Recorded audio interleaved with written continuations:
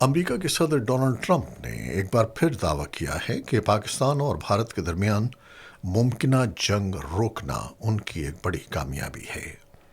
White house میں گفتگو کرتے ہوئے انہوں نے کہا کہ اس جنگ میں 8 جنگی طیارے گرائے گئے اور اگر تنازع نہ رکتا تو 1 سے 2 کروڑ افراد جان سے جا سکتے تھے۔